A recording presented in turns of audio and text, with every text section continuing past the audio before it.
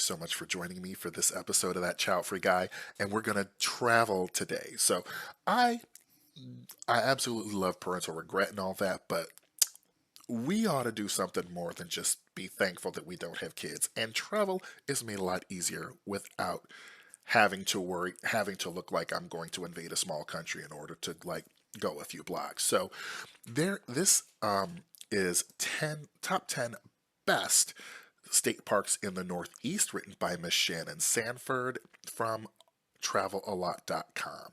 So I love going to state parks. I also know of someone who is traveling to state capitals, and I thought, you know what? What would be an interesting park, like one for every state? And then I came across this because I thought, why not just cover some regions of the United States? And here we go. The first one is Letchworth State Park in the state of New York. Letchworth State Park is so beautiful that some people call it the Grand Canyon of the East.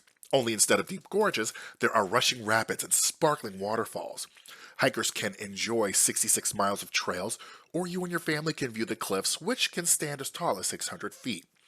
Other activities include horseback riding, biking, cross-country skiing, swimming, and even hot air balloon rides.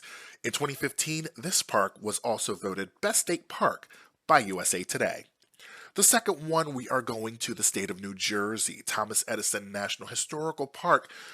Thomas Edison was the inventor of the photograph, mimeograph, movie camera, and so much more. Now you can visit Thomas Edison's home and laboratory. Many things that brought America into the modern age were created right in this area by one of the smartest men in U.S. history. And most capitalist. Let's just say that too. Kids can learn about science, history, and more at this fantastic park. Now we're going to move on over to Pennsylvania at World's End State Park. Now the name may sound scary, but there's no reason to avoid it. This park has some of the most gorgeous views in the United States. When you get to the highest point, you can see for miles and miles, and you can even notice the curvature of the earth. World's End also has history, as Native Americans once lived in the area and survived off the land. Activities you and your family can participate in include camping, whitewater rafting, hunting, fishing, horseback riding, wildlife watching, and more. Now we're going to go to the state of Vermont, where one of my favorite people are from, and it's Burton Island State Park. The smaller state park is something every American should visit once in their lifetime. It's accessible by a 10-minute ferry from Camp Kilcare State Park, previously referred to as the Isle of Wight. The calm waters are enjoyable to canoe or swim. One of the main reasons families choose to visit this park is to camp. If you don't have your camping gear, most of it can be purchased from a shop near the marina. You'll never find another park like this one. Now let's go to Old Furnace State Park in Connecticut.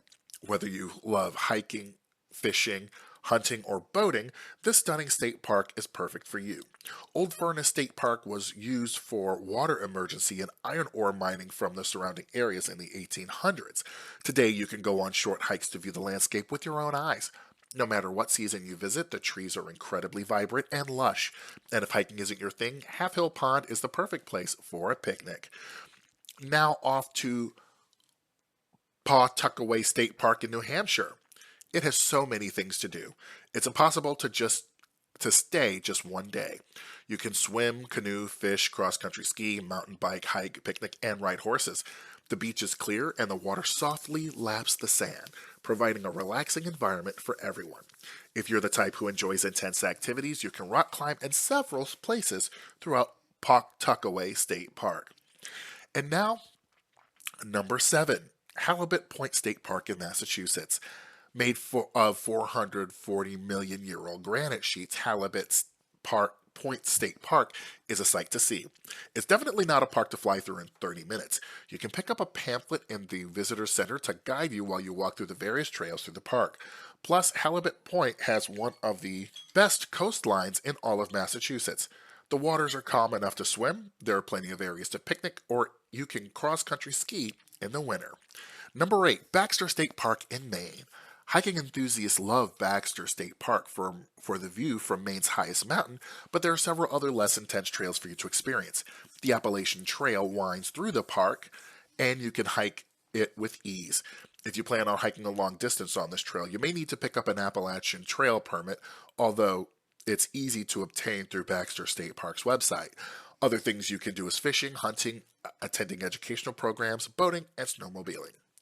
Number 9 is Camden Hills State Park in Maine. Bird watchers from all over the country come to this state park to see unique bird species that are difficult to view in other locations. Some species you may spot include hawks, great blue herons, and even bald eagles. Additionally, there are 9 miles of trails to walk, bicycle, or even ride on horseback. Nothing is more fun than experiencing nature atop a horse. And last but definitely not least, Gillette Castle State Park in Connecticut. There are few places in the United States where you can see an actual castle. Home of renowned actor William Gillette, the medieval architecture will amaze you and your children. The historic building is open for the park to walk through, and guides are more than happy to answer any questions you have. There are also various viewpoints where you can go to see what Connecticut looked like over a century ago. So, I love this episode here because we can look at different. We have a yachts, whatever. Anyway, we have um, we have a lot of wonderful state parks in this country, and I absolutely love being able to see the different parks that we have, and I feel that maybe by talking about the regions of the country rather than the individual states, we can also get a good glimpse of maybe a couple of states that might reappear on the list, and that Maine was definitely one of them. Maine and Connecticut seem to be the main two, but we have a lot of wonderful state parks um, in all of those states. So, thank you so much for joining me for this. You have a wonderful day, and talk to you soon.